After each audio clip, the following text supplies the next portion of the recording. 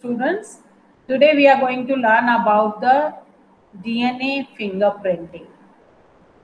Now, what is DNA fingerprinting? DNA fingerprinting is a process by which we can compare the DNA of two persons. DNA fingerprinting is a method for comparing the DNA sequences of any two individuals. And to be a surprise, it must be a surprise for you that 99.9% of the base sequences in all human beings are same, are identical. That means all human beings are having 99.9 base sequences similar. Only 0.1% is the portion of the base sequence which is different in different individuals. So that 0.1% makes you unique, because the only difference between you and the other person is 0.1% of the sequence. 99.9% are the same. So it is a really difficult and time consuming task to sequence and compare all 3 into 10 raised to the power 9 bases of two individuals. Agar if they actually what is the application? Application of DNA fingerprinting is that if there is any crime, so we can find out from the suspects that who is the murderer or who is the parent of the child. So in all these things, we need quick results. But if we are going to find the sequence of all bases of two individuals, it would be very difficult and a time consuming task.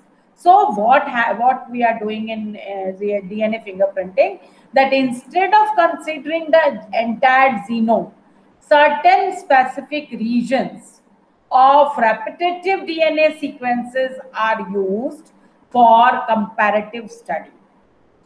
Now, what we are doing is in fingerprinting, as I told you, 99.9% is the common, same sequences.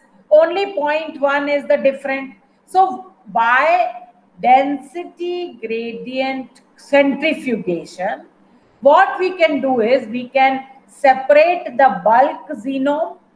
Bulk genome is 99.9 from that 0.1 genome. So when we are taking this repetitive DNA from this, when we are taking the DNA and putting it for density gradient centrifugation, we are getting two peaks. One is major peak and one is smaller peak. The major peak is formed by the bulk DNA, that is 99.9% of DNA, and this smaller peak is also called satellite DNA. Now this smaller peak is the 0.1%. So we have to concentrate on this smaller peak for DNA fingerprinting. Now in this smaller peak also, we will be having two types of DNA.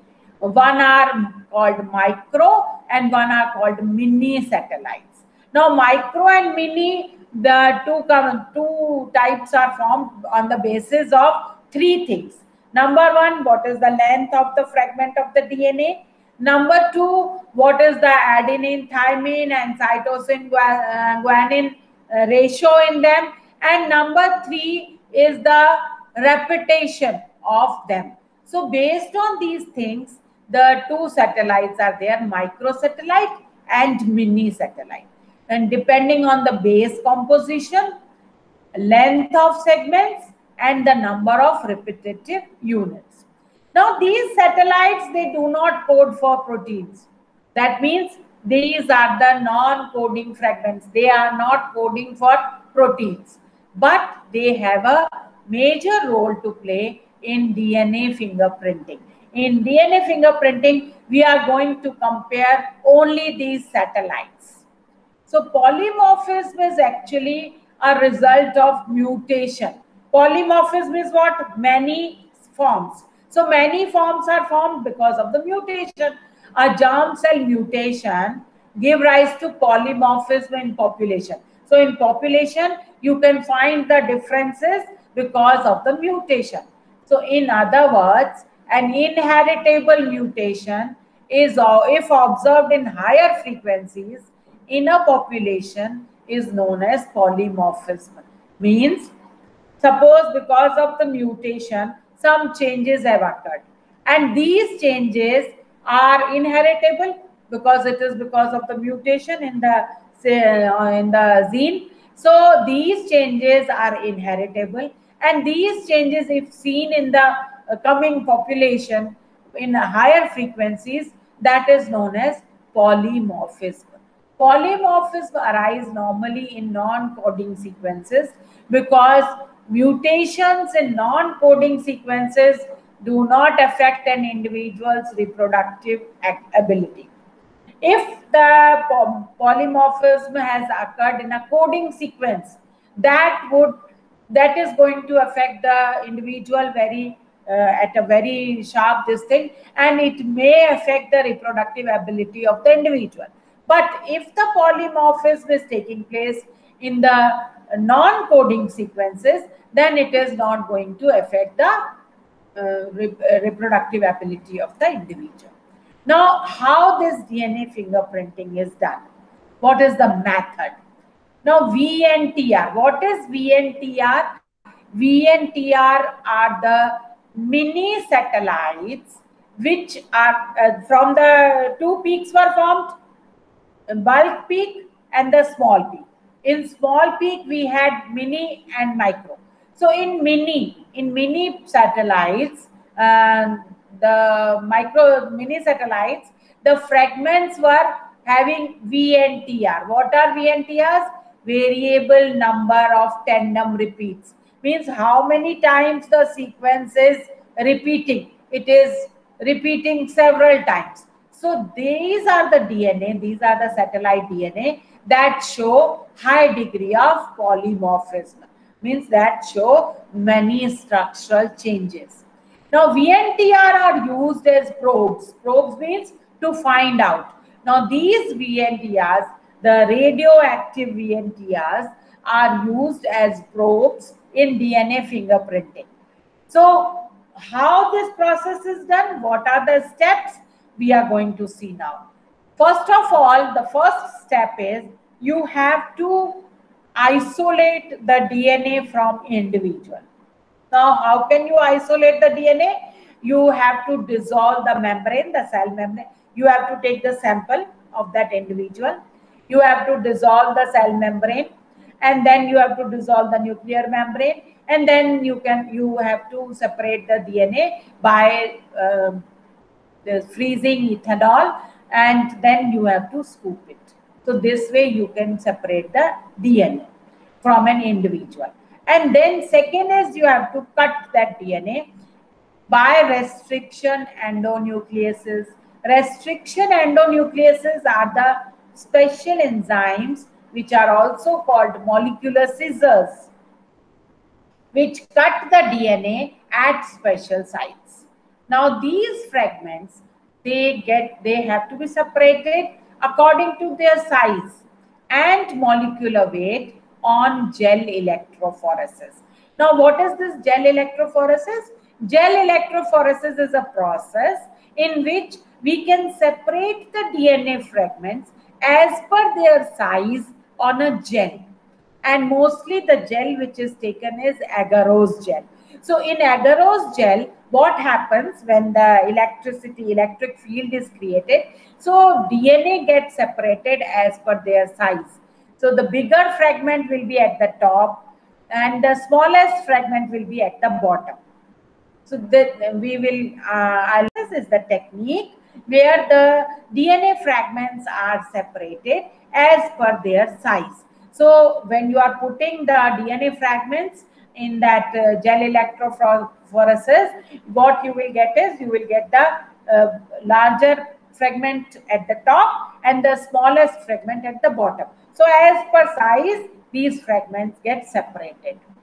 Now, fragments separated on electrophoresis gel. Now, on gel, when these fragments are separated, the gel is not very stable. So, what happens? You have to transfer these fragments on some immobilized membrane, and there the nitrocellulose membrane is used, and this is called southern blotting.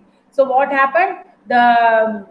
From the gel, the fragments are transferred to a nitrocellulose membrane so that they can be stable on that. Now, these immobilized, now the fragments are immobilized on that nitrocellulose membrane. Now, immobilized fragments, now these fragments are hybridized by VNTR probe. Now, what you have to do is you have to take radioactive variable number of tandem repeats, VNTR. Now, these VNTR probes, you have to hybridize it with the fragments. Now, what will happen? The complementary base pairing will occur. So, if suppose the base, your DNA fragment is having, your fragment of DNA is having A, C, G on it. So, what the VNTR probe, which will go and join with this, would be T, G, C. So, according to the complementary base pairing, this VNTR probe will go and hybridize with this. Now, these hybridized DNA fragments can be detected by autoradiography. Now, because these are VNTRs are radioactive, so we can detect them by autoradiography. Now, autoradiogram may, on the autoradiogram, we can visualize these fragments. So, VNTRs vary in size from 0.1 to 20 kb. Hence, in the autoradiogram, bands of different sizes will be obtained.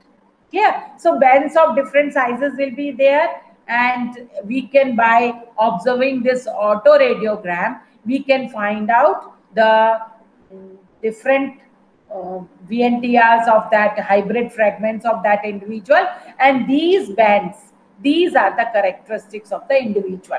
So every individual is having different these VNTR fragments. So these bands are characteristic for the individual.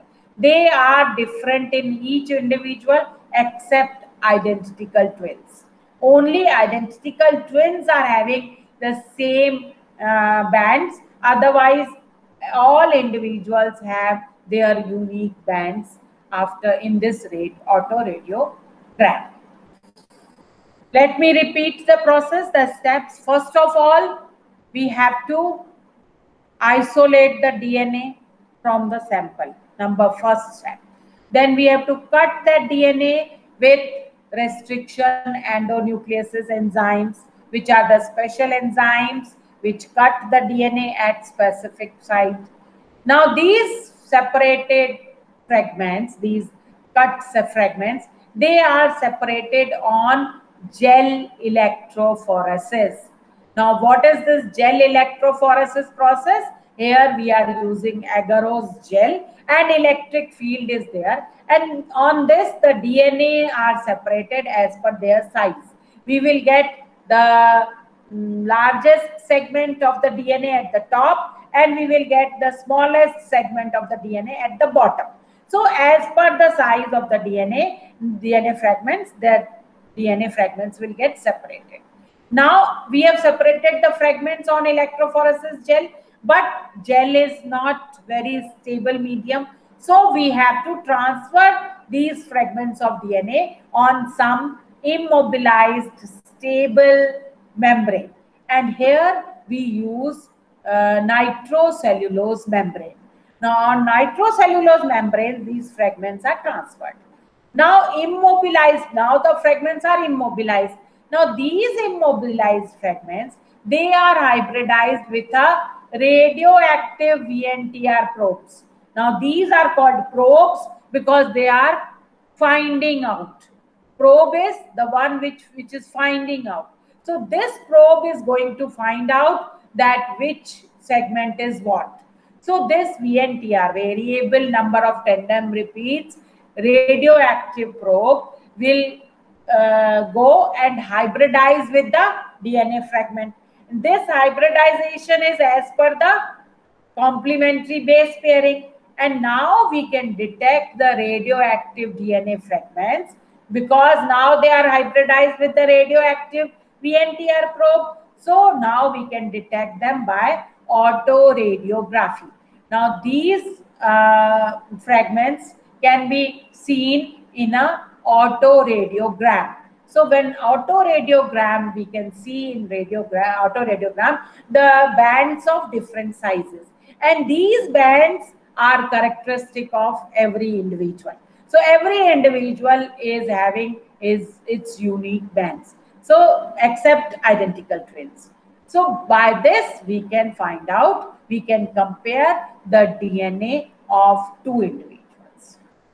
Now this was about the method. Now we will see the application, how actually we are doing it and what are its applications. Because this DNA fingerprinting is used in many cases. In the case of murder, in the case of paternity dispute, suppose there is a child and two males are claiming that they are their father, so we can find out that there is a scenes this DNA fingerprinting is utilized. Now we will see how actually this is done. Now, what we are doing in this is, we are taking the homologous chromosomes. Clear? Homologous chromosomes. In every chromosome number we are having in pair, one from the father and one from the mother. So these are the two individuals. Now these two individuals, they have taken these are the chromosome number 7, and this is also chromosome number 7. This is individual A and this is individual B, suppose. Now individual A on chromosome number 7, this is paternal from father and this is maternal from mother. Now these blocks which you can see are the VNTR, the variable number of tandem repeats. How many times the sequence is repeating. Now here, how many times the sequence is repeating? 1, 2, 3. In maternal chromosome, 1, 2, 3, 4. Clear? Then they have taken another chromosome, chromosome number 2. Actually, all chromosomes are taken, but here we are saying comparing the individual on the basis of 3 chromosomes only. So chromosome number 7, chromosome number 2, and chromosome number 16. Now chromosome number 2 of individual A. This is from the father and this is from the mother, homologous chromosome. So here it is having 1, 2, 3, 4, 5, 6, 7, 8. 8 repeats. And here 1, 2, 3, 4, 5, 6, 7 repeats. Similarly, this is chromosome number 16. So chromosome number 16, 1, 2, 3, 4, 5. And here 1, 2, 3, 4, 5, 6, 7, 8, 9, 10, 11 repeats. So if we see this is individual A, similarly we will count for individual B as well. Now what we will do is, we will see this is the electrogel on a gel. These are the fragments which have been separated, A and B. Now here we will write the number of tandem repeats.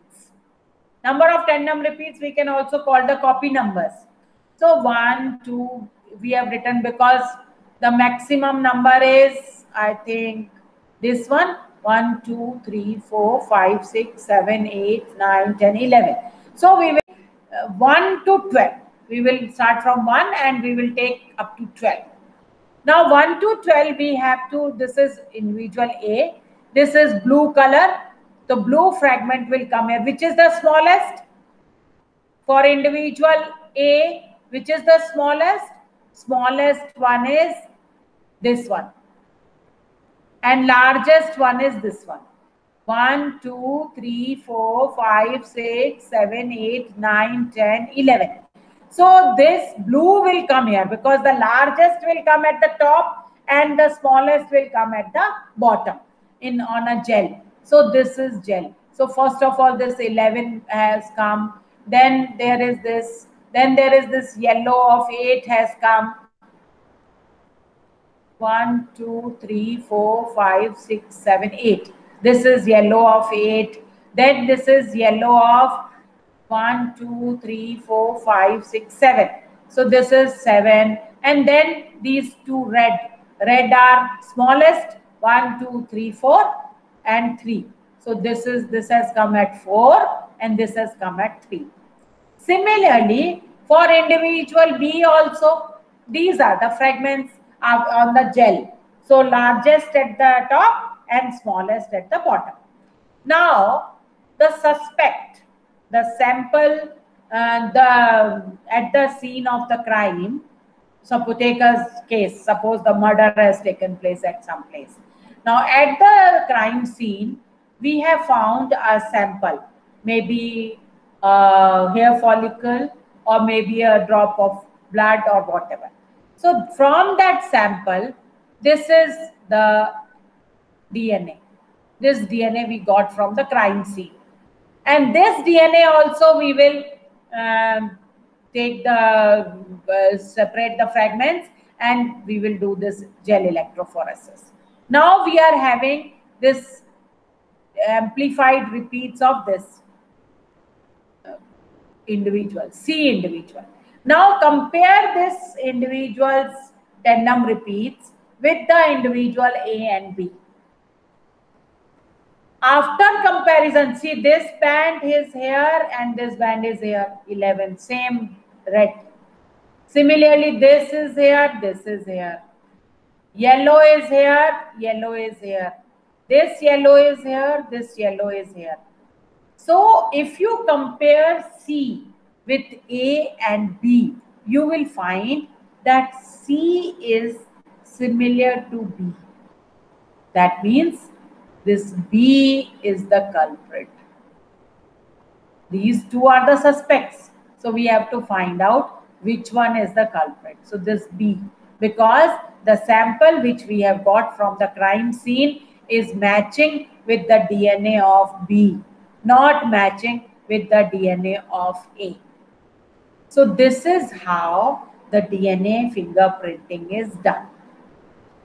Now, applications. What are the applications? It is widely used in forensics, since every DNA of every tissue from an individual has the same degree of polymorphism. Then DNA fingerprinting forms the basis for paternity testing, since a child inherits polymorphism from both its parents. Then it can be used for studying genetic diversity in a population and evolution. So these are the applications of DNA fingerprint.